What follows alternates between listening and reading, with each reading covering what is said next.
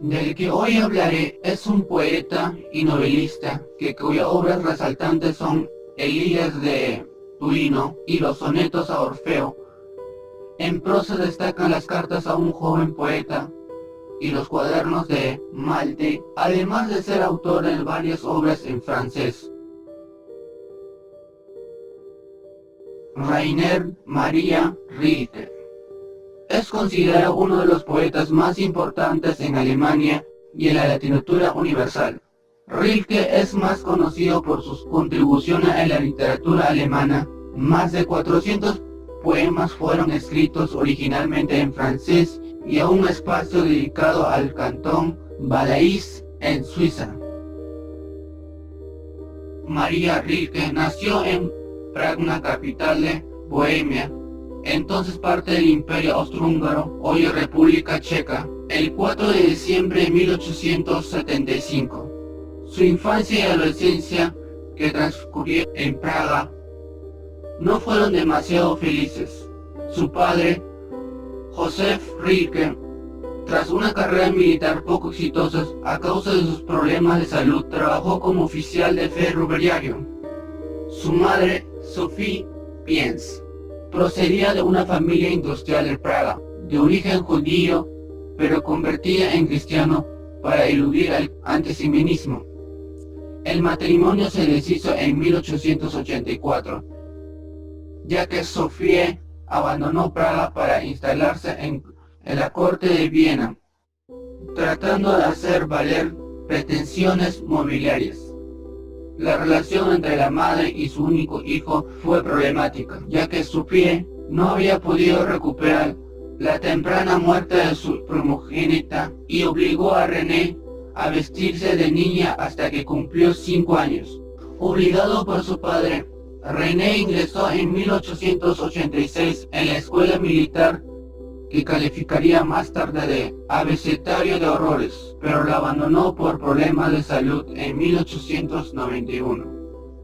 Entre 1892 y 1895 recibió lecciones privadas para prepararse con vista al examen de ingreso a la universidad, que superó con éxito en 1895. En 1895-1896 estudió literatura, historia del arte y filosofía en Praga y luego en Múnich. Tras abandonar Praga, Rilke cambió su primer nombre de René a Rainer, a instancia de Lo, porque pensaba que el nombre más masculino y contundente y germánico, y tal vez para expresar su disgusto hacia su familia. Su primer libro de poemas, Vida y Canciones, muy influido por la poesía de Heinrich Heine, se publicó en 1894. En los siguientes años dio a la imprenta otras obras. En Múnich, en 1897, Rainer Maria Rilke conoció a Lo Andreas Salomé, 14 años mayor que él, con la que sostuvo un apasionado idilio que duraría hasta 1899. E incluso después de su separación, Lo Andreas Salomé continuó siendo la principal confidente de Rilke hasta la muerte del poeta en 1926. A través de ella fue la alumna de Sigmund Freud en 1912 y en 1913. Rilke llegó a conocer el psicoanálisis. En 1898, Rilke emprendió un viaje de varias semanas por Italia. En 1899 viajó a Rusia y en Moscú conoció a León Tolstoy entre mayo y agosto de 1900. Un segundo viaje a Rusia, acompañado solo por lo llevó de nuevo a Moscú y San Petersburgo, donde se reunió con la familia de Boris Pasternak, Spiriton Trotzki.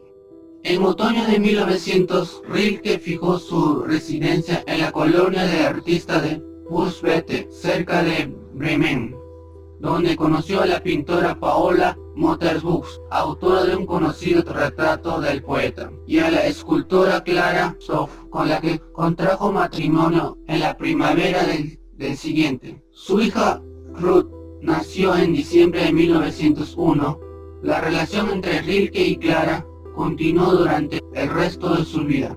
Una solución mutuamente acortada, esfuerzo de divorcio, fue burocráticamente obstaculizado por el estatus oficial de Rilke como católico, aunque no prácticamente una. En verano de 1902, Rilke se trasladó a París con la intención de escribir un ensayo sobre el escultor Auguste Rodin. Aunque mantuvo hasta el resto de su vida su relación con Clara, Rilke supo adaptarse a vivir en un lugar de clase media. Al mismo tiempo, su encuentro con el modernísimo era muy estimulante.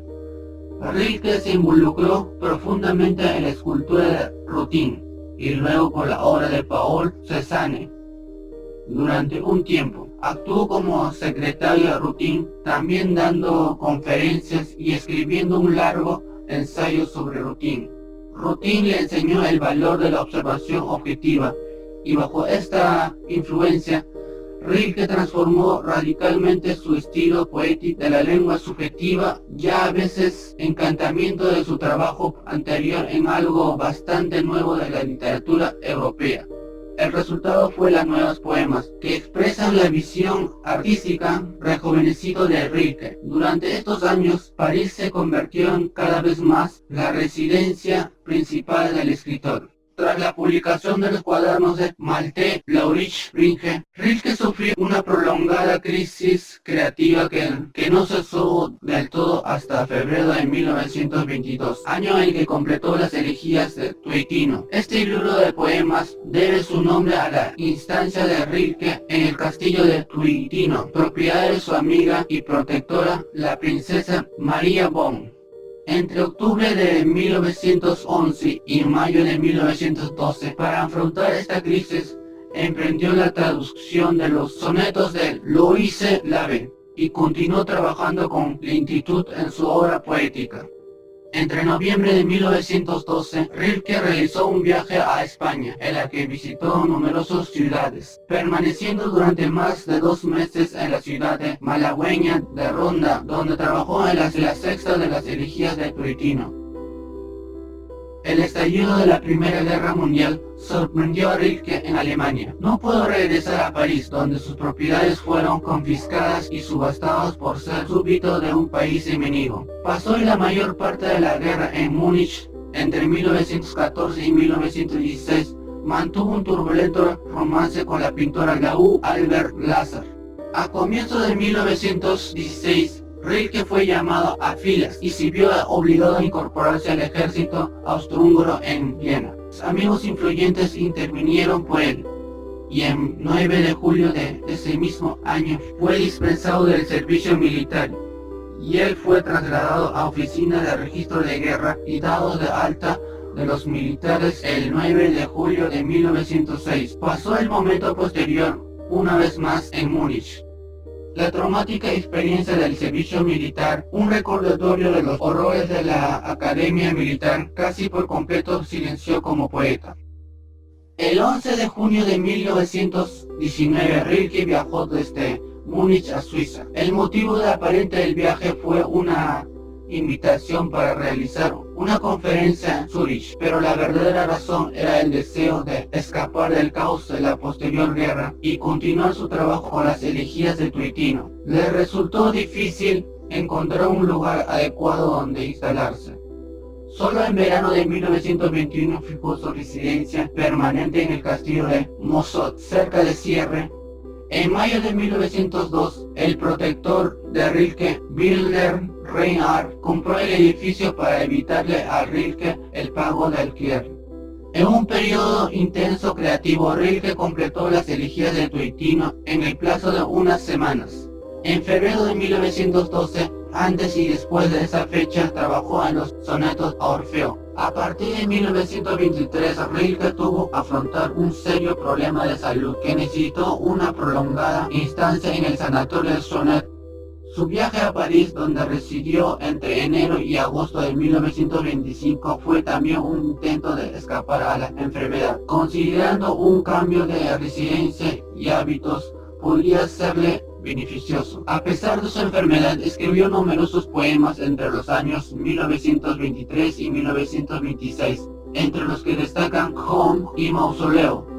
Además, una extensa obra lírica en francés. Durante estos años tuvo una relación con la artista Balatine, cuyo hijo llegó a ser con los años el conocido pintor Baldux.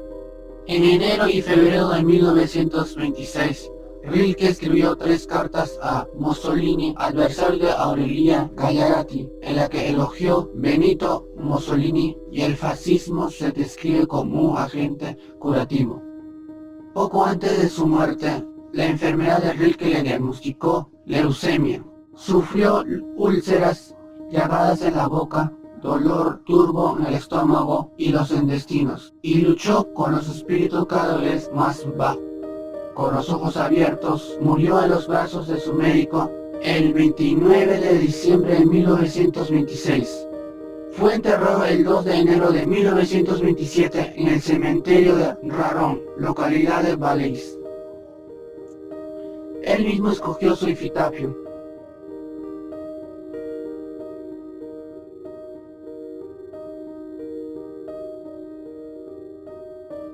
La idea del porqué de este video es porque navegando por internet encontré una de sus cartas a un joven poeta. Lo que me sorprendió y motivó el porqué del video es cómo asimila la soledad a un punto en el que puedes sentirlo. Y aún en ello es como te motivara para encaminarte a la soledad, para así lograrte conocer. Para la mayoría de los jóvenes es primordial rodearse de amigos que aspiren la misma ignorancia, lo que solo les lleva a un profundo aburrimiento de sí mismo al presentir la soledad.